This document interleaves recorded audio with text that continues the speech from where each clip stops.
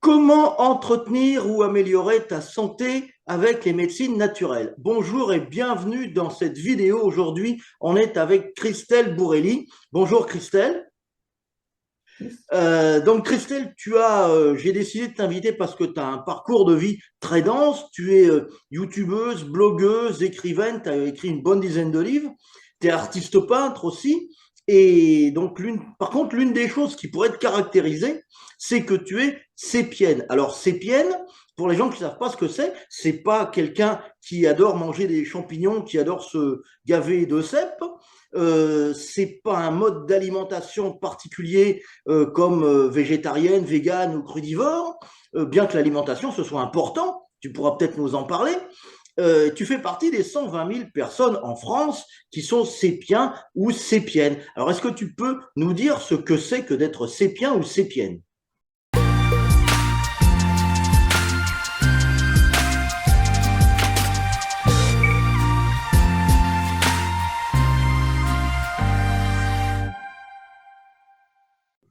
Je vois qu'il est bien renseigné, effectivement, 120 000 à peu près, hein.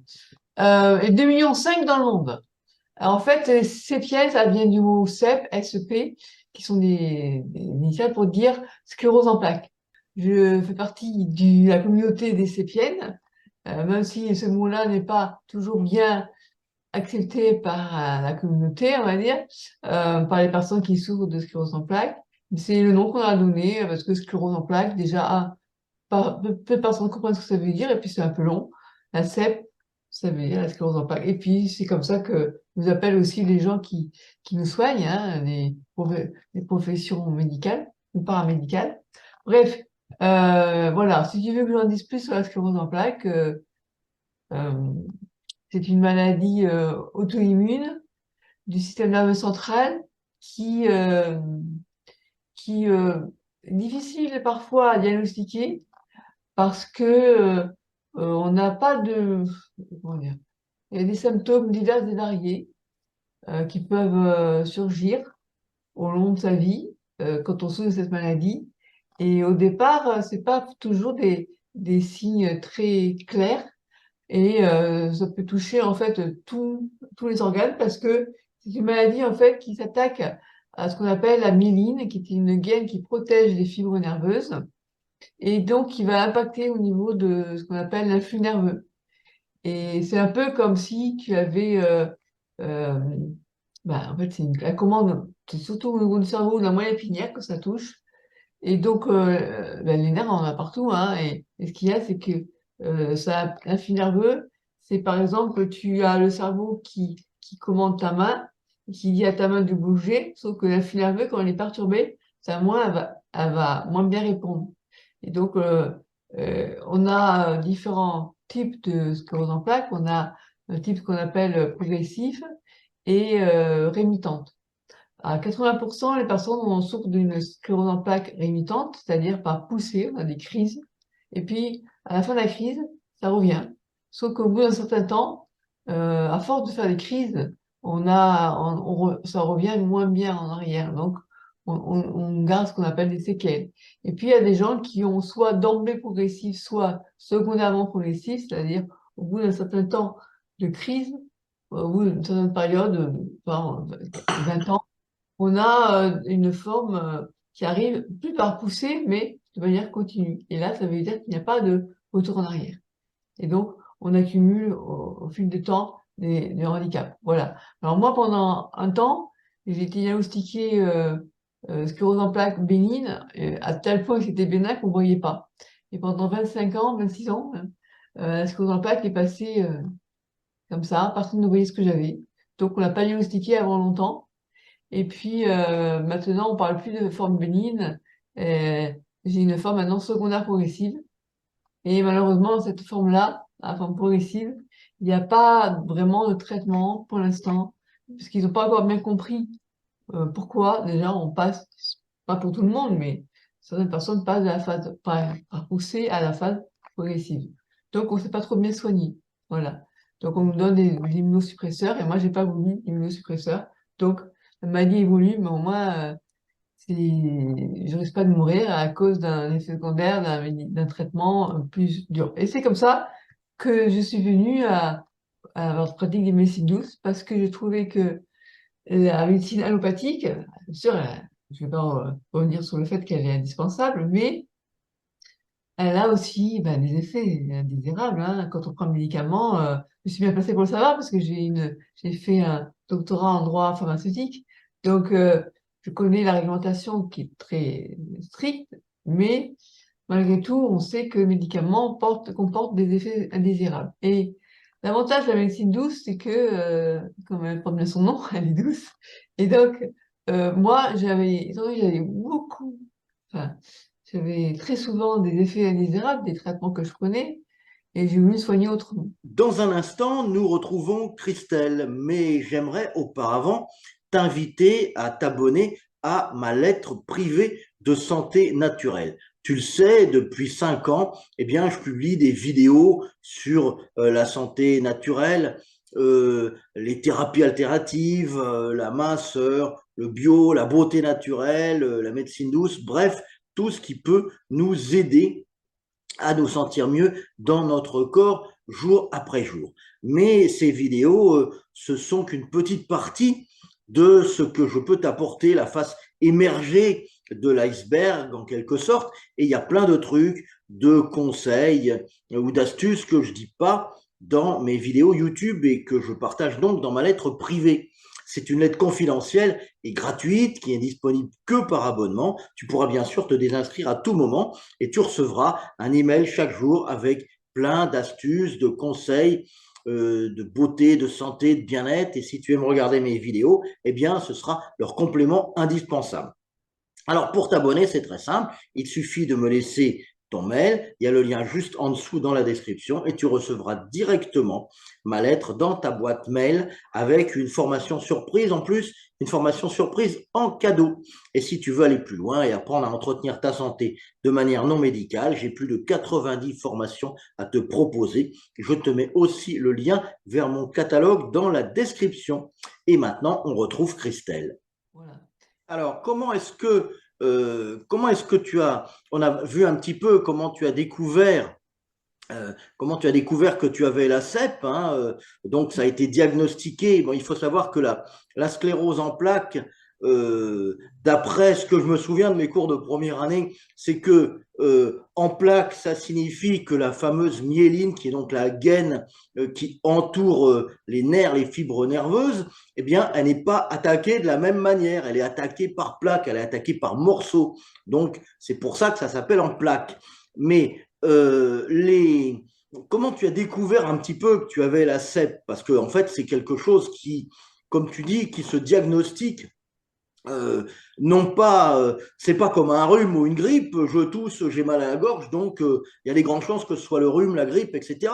La CEP, ça se diagnostique en fait par tout un tas de symptômes qui pourraient provenir d'autre chose.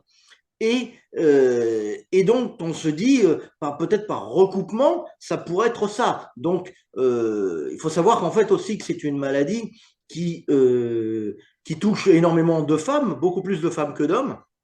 Hein, parce que je crois qu'il y a à peu près 3 quarts des femmes qui sont touchées et 1 quart d'hommes. Et c'est une maladie qui se diagnostique relativement jeune, entre 30 et 40 ans. Donc, comment c'est arrivé, comment ça s'est passé la première fois où on t'a dit, alors que tu as eu des symptômes pendant des années, comment ça s'est passé la première fois où on t'a dit, bah, c'est la CEP, c'est la sclérose en plaques? Et beaucoup de questions. En fait, déjà, je vais peut-être revenir sur le terme sclérose en plaques, parce que c'est quelque chose souvent qu'on me demande. Il faut savoir que la sclérose, ça veut dire scléroser, c'est quelque chose qui durcit, en fait. Voilà. Et en plaques, c'est pas tout à fait ce que tu as dit. En fait, les plaques, c'est en fait, les zones au niveau qui sont attaquées, en fait, qui ont été attaquées par notre propre système immunitaire. C'est là où on revient sur la maladie auto-immune. Ça crée des endroits, alors soit au niveau du cerveau, soit la moelle épinière, qui sont sclérosés, on voit ces zones, en fait, les médecins savent reconnaître, notamment, quand ces zones, elles sont actives, on reconnaît parce que quand on prend un produit de contraste, ça se rehausse au produit de contraste. Bref, ça c'est technique, c'est pas très grave qu'on sache pas exactement, mais moi au départ, on m'a bien analysé la sclérose en plâtre. Donc, c'est des termes qui sont pas très faciles à comprendre au départ. Alors, le diagnostic, tu m'as parlé en fait de savoir comment se faisait le diagnostic. Il faut savoir que euh, jusqu'en 76, on n'avait pas encore un outil indispensable qui est l'IRM, l'imagerie par résonance magnétique, qui est vraiment un élément indispensable pour diagnostiquer la maladie. Et on a divers symptômes qui peuvent faire suspecter au médecin la sclérose en plaques, mais il n'y a pas vraiment, en fait, c'est pas comme une maladie ou une dermatologie qu'on reconnaît tout de suite. Ça, c'est le psoriasis. Il y a encore qui ça, mais c'est pas toujours évident pour les dermatos à reconnaître d'office ce que c'est comme maladie. Mais pour la sclérose en plaques, c'est souvent avec le temps. Que vraiment, le temps est une arme. Enfin, pour les neurologues notamment et pour les médecins, c'est au fil du temps, eh ben, on va faire ce qu'on appelle un diagnostic par élimination d'autre chose. Voilà. Au départ, c'est sûr que le médecin il va pas dire d'office, vous avez une sclérose en plaques. Parce que c'est pas qu'un diagnostic déjà qui est facile à annoncer, mais en plus, c'est pas quelque chose dont on peut être sûr dès le départ. Et c'est pour ça que souvent, on a des diagnostics qui sont très longs à se faire. Et puis, il y a des formes plus ou moins sévères. Moi, au départ, ça a commencé la fatigue chronique. Et ça, c'est un symptôme qui peut être révélateur d'autres maladies, hein, pas seulement la sclérose en plaques.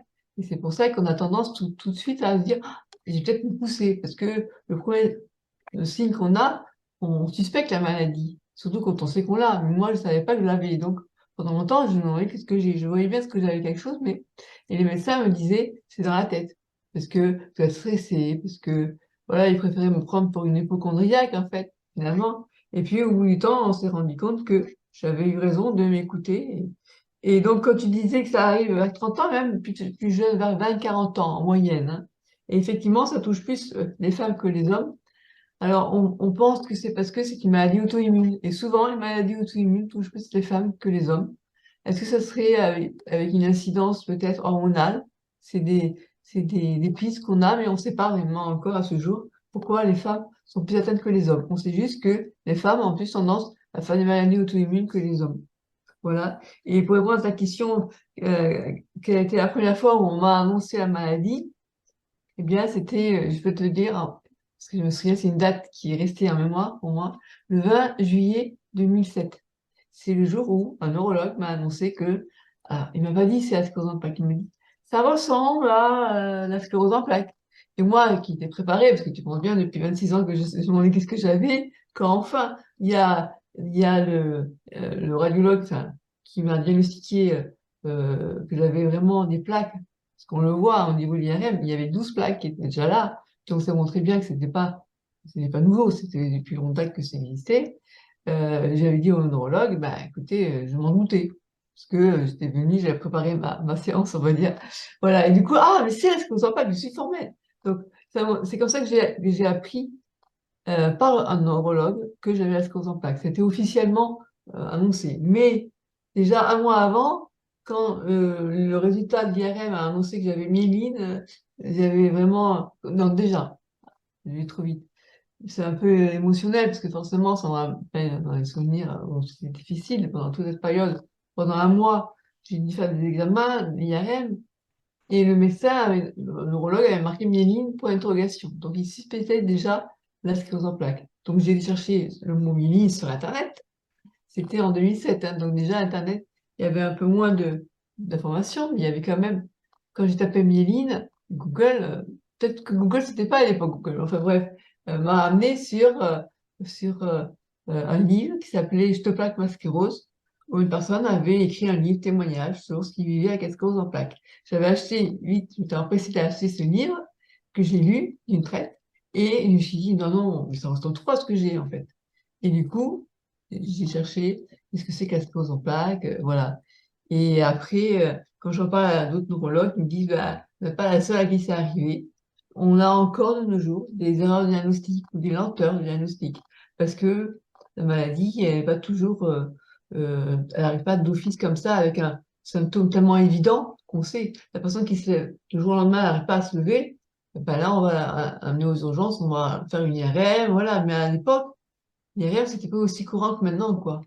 Voilà. Alors, tu as parlé tout à l'heure des médecines douces, que tu utilisais les médecines douces et que ça t'avait aidé. Est-ce que tu peux nous donner quelques exemples de médecines douces que tu utilises pour soit pour accompagner ton traitement de la sclérose en plaques, parce que les médecines douces, on peut aussi les utiliser comme ça. On a un traitement médical, un suivi médical et des thérapies complémentaires qu'on peut appeler médecine douce ou de plein d'autres noms, mais des thérapies complémentaires qui aident le traitement médical qui aident à supporter les effets secondaires, par exemple, ou des thérapies qui peuvent aider au quotidien à se sentir mieux. Alors, qu'est-ce que tu utilises concrètement dans ton travail de lutte contre la sclérose en plaques qui, évidemment, est au quotidien? Déjà, en 2008, voilà, en fait, après avoir appris le diagnostic de sclérose en plaques, c'est vrai que bon, ça me choque quand même, hein, l'annonce. Et puis, bon, j'ai trouvé parce que j'avais des douleurs au niveau neuropathique, au niveau des jambes, que tout ce qui était réflexologie et massage me faisait du bien, en fait. Et quand j'ai essayé les traitements allopathiques qui me donnaient contre les douleurs, ça m'en suffit tellement que, en plus, à l'époque, je passais ma tête. Donc, j'ai dit, je laisse tomber les traitements allopathiques et j'essaie plutôt côté médecine douce. Et j'ai pris une semaine, j'ai engagé pour 10 séances avec un réflexologue que j'avais découvert lors d'un salon bien-être de médecine douce. Et ça m'avait fait vraiment du bien tous les mois. Je le voyais régulièrement. Et ça m'avait aidé. Alors à l'époque, je crois, et d'ailleurs depuis, j'ai vu qu'il y avait un article dans un journal qui avait montré, ils avaient fait une étude, que effectivement, pour les gens qui souffraient de sclérose en plaques, ça pouvait vraiment avoir des vertus, la réflexologie, au niveau de la fatigue. Je me souviens, c'était la fatigue. Moi, ça m'avait aidé pour un peu les douleurs et les troubles urinaires. Voilà. Enfin, je me souviens, c'est pour en fait simplement déjà calmer le stress qu'on peut avoir, d'apprendre qu'on a une maladie chronique, invalidante, hein, potentiellement invalidante. Et donc, ça aide à mieux vivre avec sa sclérose en plaques. Voilà. Et puis Alors, après, oui, oui, pardon, vas-y, continue. j'ai découvert aussi l'auto-hypnose, l'hypnose, Oui. l'auto-hypnose. L'EFT, je te dis, c'est la méditation, la relaxation, voilà, tout ça, ça m'a bien aidé. Et puis, après, quand tu parles d'accompagner un traitement allopathique, je dirais même, il y a des fois où ça peut même remplacer, ça va pas remplacer, mais, ouais, remplacer. Ouais, je te donne un exemple qui m'est arrivé. C'était en 2011, je faisais des cystites à répétition, passer de l'infection urinaire à l'infection urinaire. On trouvait pas de solution. J'étais allée voir un urologue, un neurologue, mais un urologue, qui m'avait dit, écoutez, si vous faites des infections urinaires, c'est parce que vous êtes une femme. J'ai comment ça? J'ai toujours été une femme. Pourquoi maintenant j'en ai plus que d'habitude? Et alors il dit parce que en fait, j'ai dit ça parce que l'anatomie d'une femme euh, fait que vous avez plus tendance à faire des affections urinaires. Mais bon, il y avait quand même, pour moi, un rapport avec la maladie, quand même, parce que j'avais des troubles urinaires en même temps. Bon, donc il m'avait dit, mais écoutez, puisque vous avez quand même une infection urinaire par mois, c'était beaucoup, hein, une par mois, en principe, on a moins de 3 4 par an, ça va. Mais dès qu'on arrive à 3 par an, ça commence à devenir Oui, quand c'est même quelque chose. beaucoup, c'est beaucoup. Voilà. Donc, il m'a dit, mais écoutez, ce que je peux faire, c'est plutôt que de laisser votre médecin généraliste vous mettre sous antibiotique le même chaque mois, parce que c'est ça, hein, moi, mon généraliste, il s'embêtait pas, hein. Alors, j'avais une infection urinaire, alors, comme c'était des troubles urinaires, le même traitement. Et là, ça avait un peu embêté l'urologue qui m'avait dit non, parce que vous risquez après de créer des résistances. Donc, il Mais m'avait bien fait toute une sûr, il peut y avoir de l'antibiorésistance, c'est normal. de médicaments, d'antibiotiques, et il m'avait fait une liste où il fallait que je change. En fait, lui, sa solution, c'était un antibiotique tous les 2 jours, mais différent, pour pas créer la résistance. Et quand j'ai vu D'accord. sa liste d'antibiotiques, j'ai dû avoir un bug parce qu'il me dit, vous avez compris ce que je vous ai dit? Je suis désolée, mais c'est impossible pour moi de me faire prendre un antibiotique en continu. Vous n'imaginez pas. Oui, Déjà, je c'est suis bizarre, c'est bizarre. très mal au niveau estomac, voilà, c'était sa solution. Et à côté de ça, j'ai découvert les vertus de la canneberge, donc cranberry. Et après, lui-même m'a reconnu, bah, essayez aussi, vous avez cette pilule. Il y a 2 gélules à prendre par jour de cranberry, mais il faut bien s'y tenir tous les jours, tous les jours, tous les jours, tous les jours. Et depuis 2011, je prends ça tous les jours et j'ai une infection urinaire tous les 4 ans, quoi. Voilà. Ben, c'est très bien, donc ça t'a vraiment aidé. Ah, Alors, énormément, énormément. est-ce que maintenant on va parler un petit peu de toi, parce qu'on a parlé beaucoup dans cette interview de la sclérose en plaques, des médecines douces, etc., tout ce qui était médical ou qui était des pratiques de santé, de bien-être. Alors on va parler peut-être un petit peu de toi. Qu'est-ce que tu fais actuellement? Quelles sont tes activités? Moi, au départ, j'ai introduit un peu le sujet en disant que tu étais blogueuse, auteur, artiste, youtubeuse, etc. Donc il y a plein de choses. Est-ce que tu peux nous en parler en quelques mots? Bon, déjà, au départ, je suis juriste de formation, hein. J'ai fait un doctorat en droit de la santé, un droit pharmaceutique, option. Et après mon doctorat, j'ai découvert le blogging. Donc, j'ai lancé un blog. Bon, j'ai lancé un blog au départ qui était sur mon blog juridique, mais là, j'ai un blog sur mon nom, christelborelli.com. Et je me suis découverte lors du confinement. Euh, euh, non, je savais déjà que j'avais la passion, j'aimais bien la peinture parce que ma mère dessinait beaucoup, elle faisait de l'aquarelle, donc j'ai baigné tant que j'étais petite, mais j'ai repris mes palettes de couleurs et je suis lancée donc dans l'aquarelle vraiment à 100%. Et depuis, donc, je suis découvert enfin, des talents, façon de parler, disons, j'ai vraiment une passion pour l'aquarelle, voilà. Et donc, je suis lancée là-dedans, à fond là-dedans, et à côté de ça, euh, j'écris, voilà. J'ai un livre qui a été publié, mais sinon, je fais plutôt auto-édition, parce que j'aime bien être indépendante, en fait, donc pas devoir dépendre d'un éditeur. Et voilà. Et là, j'ai une prochaine expo d'aquarelle qui va avoir lieu bientôt, à la fin au Noël. Voilà, donc ça me fait plaisir. Voilà, donc en fait, tu as plein d'activités. Les expos, l'aquarelle, donc c'est ta passion. Et puis finalement, donc tu as développé un site, une chaîne YouTube là-dessus où tu donnes des conseils. J'ai même vu qu'il y avait un petit cours gratuit en 3 vidéos pour apprendre l'aquarelle. Donc les gens, on va mettre tous les liens, j'en parlerai à la fin, on va mettre tous les liens en bas C'est vrai, j'ai oublié que j'étais dans la aussi, description. excuse-moi, au départ, j'ai aussi ce blog, cette chaîne YouTube, pardon, où j'aide les gens qui ont la sclérose en plaques. C'est vrai, j'oublie quand même, parce qu'on est plus de presque 1300 personnes à faire partie de la communauté des sépiens, comme tu disais au début. Et c'est quelque chose d'important pour moi. Au départ, quand j'ai su que j'avais la maladie, j'avais envie d'aider, quoi. Enfin, que ce soit pas que ce soit utile, que mon expérience, mon vécu sert à d'autres personnes. Et d'informer sur ce qu'est la maladie, ça évite à des personnes de rester dans l'errance médicale pendant des années. Si moi j'avais eu en face des gens qui me disent, dans leur témoignage, eh bien ça m'aurait peut-être fait penser que c'est peut-être ce que j'ai moi aussi. Et ça, il y a beaucoup de gens qui sont en souffrance de diagnostic, qui sont en attente de savoir de quoi je souffre. Et les médecins leur envoient en disant c'est dans la tête. Et c'est dur, hein, c'est dur pour les personnes qui souffrent comme ça dans leur coin. Donc, ça permet de tendre la main et d'aider. Voilà. Alors, chaîne YouTube sur la sclérose en plaques pour aider les personnes qui l'ont, qui en souffrent, blog aussi à ce niveau-là, chaîne YouTube sur l'aquarelle, et donc au niveau de tes livres, j'ai vu qu'il y avait au départ, mais c'est la période un petit peu ancienne, des livres de droit, quelques petits Ah ouvrages de oui. droit, des livres sur la CEP, dont même 2 que j'ai lus qui sont assez rigolos. Donc, on mettra les liens en bas de la description, dans la description de la vidéo.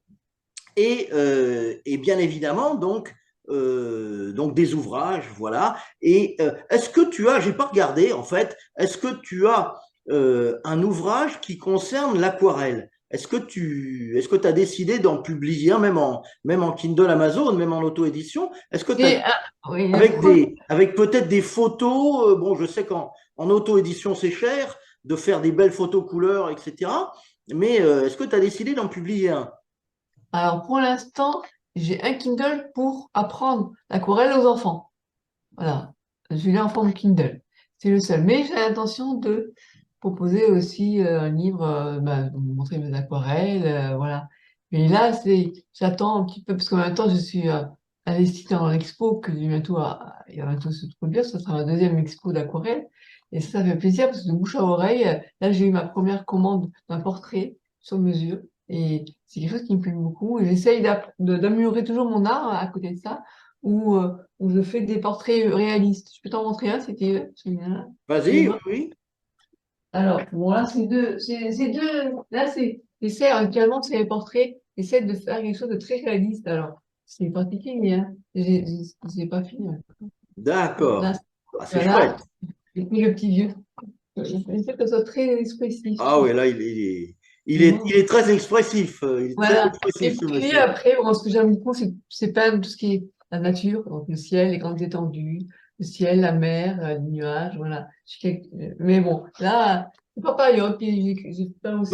Donc, en fait, on peut, On s'occupe à en fait, apprendre. on peut te retrouver, on va pouvoir te retrouver dans des galeries dans lesquelles tu vas exposer. Et pour quelqu'un qui voudrait avoir un Bourrelli dans son salon, comment est-ce qu'il faut faire?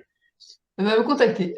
D'accord, d'accord. Et Voilà, et donc quelqu'un qui comme ça. voudrait que tu lui tires le portrait et que tu lui fasses une aquarelle peut aussi te contacter Avec pour plaisir. avoir une œuvre originale, bien entendu, Ah puisque oui, hein, c'est unique, hein. ce sont pas des reproductions, c'est évidemment des œuvres originales où tu prends ta feuille de papier, tes pinceaux, tes couleurs, etc.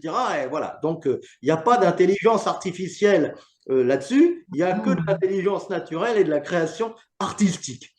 Alors, pour terminer cette petite interview, est-ce que tu pourrais donner aux personnes qui nous regardent, moi j'ai marqué 3 conseils, ça peut être 2, ça peut être un peu plus, ou des petits conseils pour les personnes qui ont des difficultés de santé chronique. Est-ce que tu pourrais donner quelques petits trucs qui t'ont peut-être servi à toi ou que tu as appliqués? Bon, déjà, le premier conseil, et qui est pas du tout ce qu'on entend dire autour de soi, c'est, contrairement à ce qu'on nous dit, arrête de t'écouter, vas-y, parce que c'est ça, hein, l'entourage, souvent, quand on se plaint, on a ça, on a ceci, on a cela, ils nous disent, arrête, tu t'écoutes trop, tu regardes trop le nombril. Mais moi, j'ai envie de dire, non, n'écoutez pas ça, au contraire, écoutez-vous. Parce que vous êtes la mieux personne la mieux placée pour pouvoir dire si vous sentez que vous avez quelque chose. Même si les médecins vous disent c'est dans la tête, c'est rien, c'est. Et si vous sentez au fond de vous que vous avez quelque chose, mais faites-vous confiance, parce que peut-être que c'est vrai. Voilà. On a toujours tendance à dire aux gens, finalement, ça, les hypochondriaques, qui somatisent, bon, ça va passer. Et on a envie aussi, nous, d'être un peu dans le déni, en se disant, bah, c'est rien et tout, on avance, c'est bien. Mais si vous sentez au fond de vous qu'il y a quelque chose, eh bien, croyez-vous. Voilà, ça c'est la première des choses que j'ai envie de dire.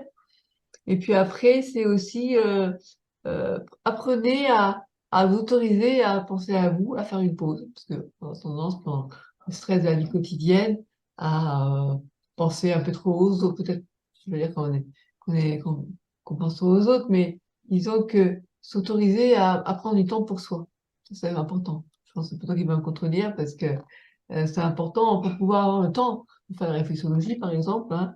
Il faut s'autoriser à penser à soi. Et on ne sait pas être égoïste, parce qu'on ne peut pas aider les autres si pense pas d'abord à soi. Ça, c'est quelque chose d'important. Et puis, si on a besoin d'aide, j'ai envie de dire, troisième conseil, c'est faut aussi ne pas, ne pas avoir peur de demander de l'aide. Si on a, des fois, on a besoin on sait plus comment trouver, quelle solution trouver, et on n'ose pas, des fois, on est un peu pudique, on dit non, on paraît des fois quelqu'un de fort, et puis, mais demander de l'aide, ben, c'est des fois indispensable. Voilà. Et pas avoir peur de le faire. Eh bien, merci beaucoup, Christelle, pour cette belle leçon d'espoir et de courage et de résilience, et puis surtout pour cette super interview. J'espère que ça aura inspiré beaucoup de gens, puisque c'était le but de cette interview, d'inspirer, d'être vraiment une interview qui inspire toutes les personnes qui regardent. On a bien compris que tout n'était pas toujours rose tous les jours pour toi, parce que là, tu as le sourire, mais bon, il y a l'arrière-plan, évidemment, il y a le backstage où t'es pas toujours comme ça, où c'est pas toujours comme ça, avec un sourire et tu parles aisément, etc. Donc ça peut peut-être être parfois un petit peu plus difficile. C'est pas toujours évident question santé, mais qu'à côté de cela, tu avais de très nombreuses activités et que le fait d'avoir la sclérose en plaques, qui est quand même vraiment une maladie parfois invalidante, parfois handicapante, hein, eh bien le fait de l'avoir, ça n'empêchait pas du tout d'avoir plein de projets, plein d'activités, plein d'idées. Et donc, t'en es l'exemple vivant, c'est une formidable leçon de résilience. C'est vrai qu'avec le temps, et peut-être mon humour aussi, ça pour arriver à prendre du recul et c'est apprendre à surmonter les obstacles, parce qu'on a tous des obstacles, des aléas dans la vie. Et ça, c'est quelque chose qui une capacité que j'ai et qui s'apprend hein, aussi. On peut apprendre la résilience, c'est quelque chose qui est un processus qui est pas, certaines personnes qui l'ont plus que d'autres, mais ça peut s'apprendre et ça peut s'aider. Ça, c'est peut-être une idée de livre aussi, justement. Comment arriver à surmonter les difficultés. Et ben quand le prochain Bourrelli sera paru, on va tous, je mettrai un petit post, une petite annonce, de façon à ce que tout le monde aille l'acheter. Alors pour toutes les personnes qui nous regardent, on va mettre des liens, bien entendu, vers tes chaînes YouTube, des liens dans la description, juste en dessous, la description de la vidéo, vers ton blog, vers les livres que tu as publiés. Et donc, bien sûr, si la vidéo vous a plu, ben, vous n'hésitez pas à vous abonner à la chaîne, vous cliquez sur la cloche, enfin vous connaissez tout ça, pour activer les notifications et recevoir un petit message de YouTube à chaque fois qu'il y aura une nouvelle vidéo. Je vous remercie de nous avoir regardés. À bientôt, Christelle, et merci encore pour cette interview. Et puis, on vous dit tous les deux à très vite. Merci beaucoup. Bye bye.